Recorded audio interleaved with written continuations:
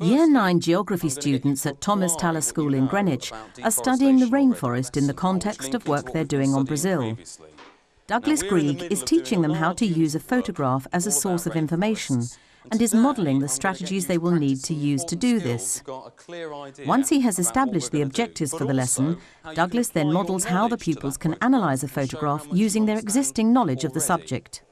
Now, this is a photograph that you have not got in front of you, and that's very important because I'm going to use this photograph to show you what to do, and then you're going to do that to a different image. The first thing Douglas begins by classifying questions about the picture under a number of headings.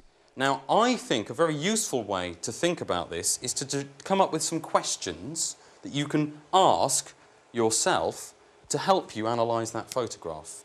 So the first thing we're going to do this morning, and I'm going to show you before you do it, is how to come up with some questions. I might ask a question like, why did this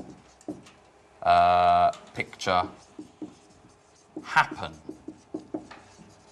Is that a good question for the content of this picture? Or might that be a better question for another category lower down the list? Any ideas? Jack? Should it be for reasons? It should be for the reasons. Why did this picture happen?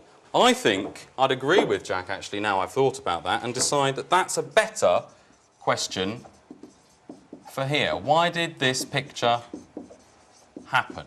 Can anybody help me out and think of a question? Emma? What is the picture showing? What is the picture showing? That's a much better question, Emma. Thank you, yeah.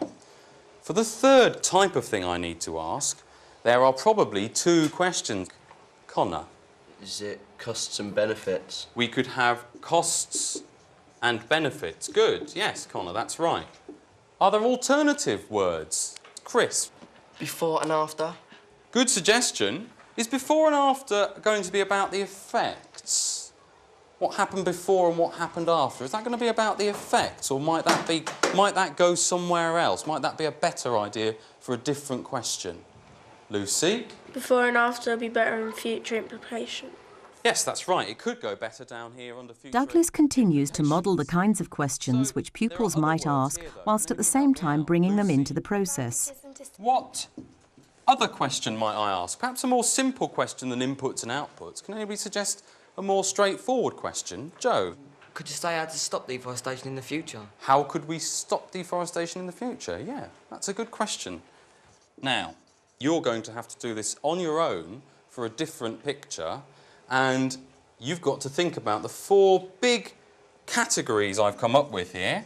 The future implications last, the effects of the picture second, the reasons for the content of the picture, and the content of the picture itself. Douglas has prepared two sheets on which pupils write their own questions. One of the sheets has prompts to ensure that all pupils are able to complete the task.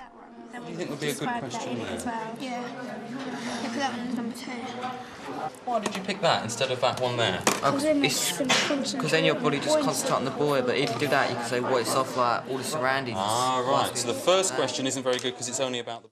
Once you've thought of your questions... Douglas then models how to use the questions which have been asked to analyse the photograph. I'm going to start off by, what is this picture showing? Well, I'm going to write, it's a picture of lots of logs. There's a log truck, and it seems to be in the rainforest. As he analyses the picture, Douglas shows how pupils can use the knowledge they already have and also make links between different information. Why did this picture happen? Now, I'm going to think very carefully about this because I know a lot more than the picture's showing. Brazil has many poor people living there. And that's something that I can think about. This picture is happening because there are many people who are poor in Brazil. And then the next idea I'm going to think of is that Brazil needs the rainforest's resources to help it become more wealthy. Another reason that they want to use large parts of the rainforest is that they have a growing population.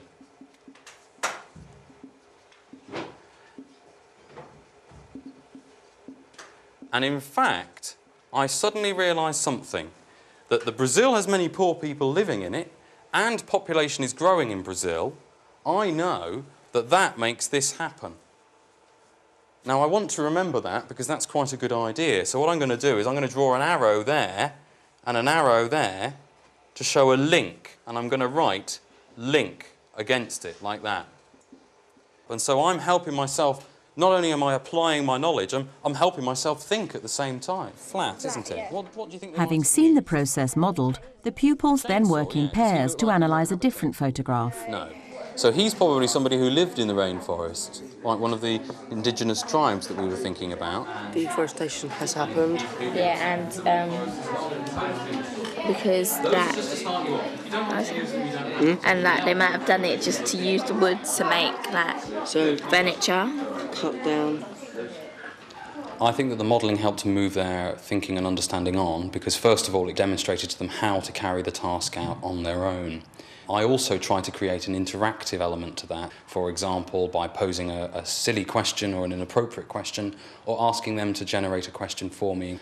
That then allowed me to move into a situation where I could get them to apply that skill to a new context, a different photograph, which meant I could intervene to support some students and help them to carry the task out, but also to extend some students who'd moved very quickly through the task and to get them to develop their thinking and skill at a higher level.